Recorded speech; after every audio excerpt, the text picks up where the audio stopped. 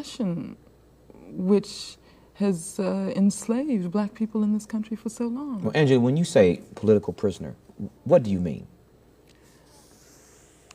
Well, there are a number of ways in which I would describe what a political prisoner is. Of course, we all recognize that the United States does not recognize the existence of political prisoners. And in fact, in general, when you talk about a person who is arrested for political reasons, you're talking about the use of criminal charges in order to stifle leadership, in order to isolate leaders and activists from the community. There is that kind of political prisoner. We know about Bobby Seale and Erica Huggins and Huey Newton and Leotis Johnson, and I could go on and on and on. The list is endless. The Soledad Brothers. We know that they were arrested on criminal charges as an excuse for removing them from the community, removing them from their revolutionary work and activity among the people. But over the last few years, there has come into being another kind of political prisoner. And I'm talking about all of the sisters and brothers who are victims of the system, who are easy targets of the police, who get railroaded through the courts into prison, often for no reason at all, who are there only because they're black. And I think a brother during the Attica Rebellion sort of expressed this whole thing when he was asked by a reporter what he was charged with. And he said he was charged with being black. That's why he was there. And coupled with the oppression that leads black people and brown people, people of color, into the jails and prisons of this country, has been a new kind of political awareness that has spread all over the jails and prisons throughout the country. When George Jackson, and Fleeta Drumgo, and John Cluchet, and Ruchell McGee, I could go on and on and on to name the sisters and brothers who have achieved a political awareness and a political commitment behind the walls. But you see, once they do this, then they are subjected to all of the terror that the prison system has to offer. Mm-hmm. And so they end up spending years and years and years in prison under the worst of circumstances. Angela, tell me how, I have been frequently asked this, we've received letters.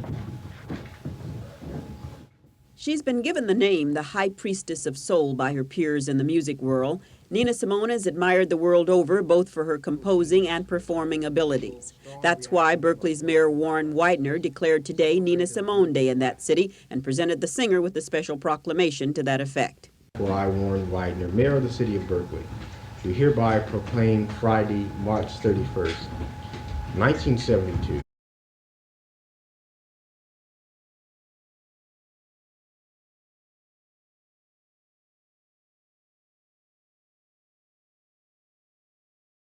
as Nina Simone Day, in appreciation of the great dignity, bearing, and uniqueness of Miss Simone, and in recognition of her exceptional contribution to the Rainbow Sign, the Black Cultural Center of the City of Berkeley.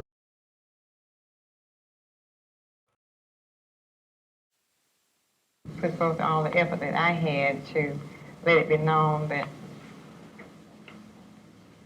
I, as an individual and a black person, did not want to be enslaved by the segregation and gym. Can they hear us in the back? No way. I was right. Yes, I certainly did. I felt that, not even when I was arrested, but Schools desegregated. The public schools after the Supreme there was no way for me to get in except out of the shower and the Marshall and one and the Supreme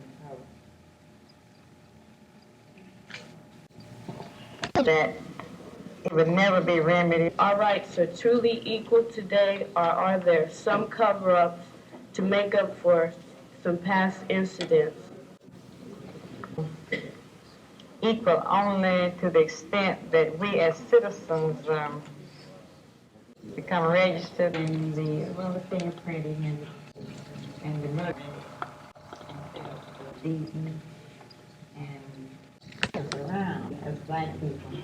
And I was under control your own destiny through politics. And you cannot sit by and wonder why things are not better for you if you don't exercise your rights as a citizen and your privilege of voting to make them what you want them to be.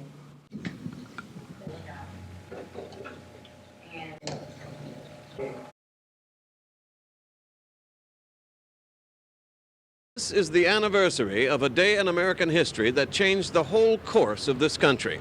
This is the day an obscure black woman in Montgomery, Alabama, refused to give up her seat on a bus to a white man.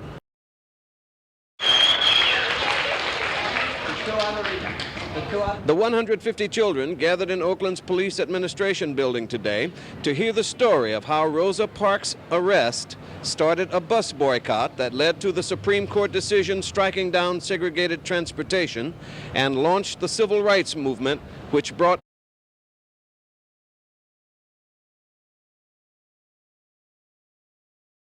Eastern has never done nothing for nobody poor, not in this county.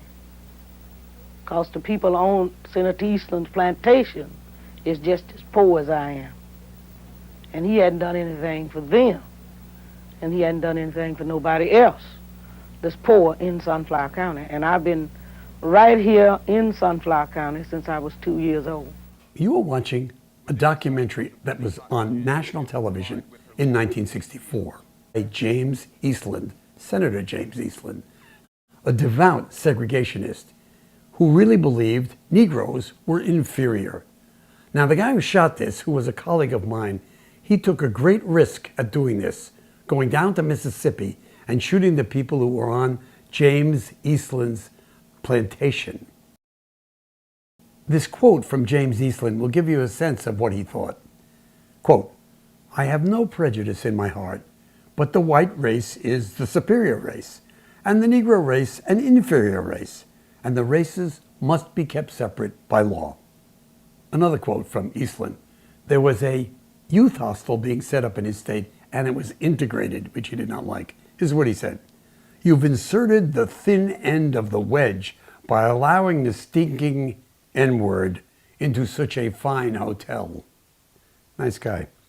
He was one of those senators who in World War II said that the Negroes should not be fighting in the war because they are inferior fighters, and he was against giving them any support when they returned home. As you probably know, the black soldiers returning home didn't get the same support from the government that white soldiers got. Really unfair. And James Eastland was one of the key guys in that. So who's James Eastland? Well, his grandparents or great-grandparents were slaveholders, and they had a big plantation. And James Eastland still had that plantation, a cotton-growing plantation. And on the plantation were these crappy little houses, and he had the sharecroppers live in those houses for free. He said for life. Very generous. Well, I think he mighty nice about that because he told me to stay there as long as I want to stay in that house. I'm in. He said, as long as I live, as long as I want to stay in the house, I could stay there. So the film you're about to see, made in 1964, Lyndon Johnson is the president. He is a Dixiecrat Democrat, like James Eastland. Only he supports a Voting Rights Act, which is before Congress at the time when this is being filmed. James Eastland and the other Dixiecrat Democrats are totally against this. Among the issues in this new legislation are food stamps, which James Eastland is against. And so you're about to see something filmed on his plantation. My colleague and a cameraman walked onto their plantation. He would have been killed if Eastland had caught them. He could shoot him. And he interviewed the sharecroppers. So before I show you the film, one of the sharecroppers who speaks became famous, Fannie Lou Hamer. She was one of the founders of the Mississippi Freedom Democratic Party, an alternative party to the Dixiecrat Democrats in the state of Mississippi. And she and the other people speaking in this video are unafraid to speak out. I think they were unbelievably courageous, given what James Eastland could have done to them. In Washington, Senator Eastland represents his neighbors in a fashion that some find confusing. A staunch opponent of government handouts, he did nevertheless support his colleague, Senator Stennis, who proposed a bill authorizing a $25 million emergency measure to feed hungry people. It died in the House. The senator still thinks and speaks for the folks back home. He has publicly declared that Negroes living on his plantation, working or not, have a home for life. One of his neighbors is Negro activist Fannie Lou Hamer, one of the founders of the Mississippi Freedom Democratic Party. To her, the senator's generosity has a hollow ring. Senator Eastland has never done nothing for nobody poor, not in this county. Because the people on Senator Eastland's plantation is just as poor as I am.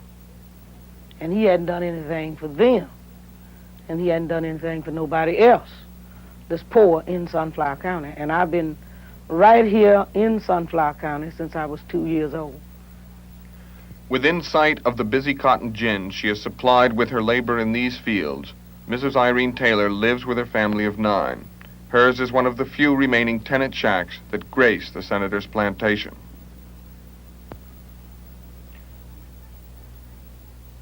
Well, I think he mighty nice about that because he told me to stay there as long as I want to stay in that house. I'm in.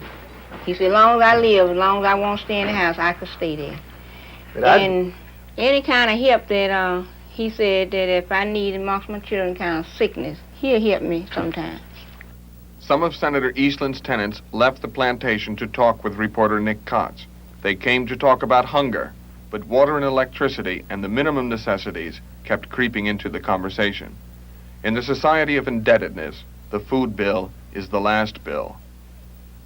You know, you have to pay tax on that money, what you borrow. You know, any money you borrow is 2 bits on a dollar. You know that. No, go over that. In other words, when you borrow money from Senator Eastland, you've got to pay an interest? Yeah, I had to pay interest on it. Tell us about that. Go all the way through and tell us how that works. Yeah, see, when I borrow it, just like I borrowed $30, well, I'm got to pay 2 bits on every one of them dollars I borrowed from him. So they're not getting anything free.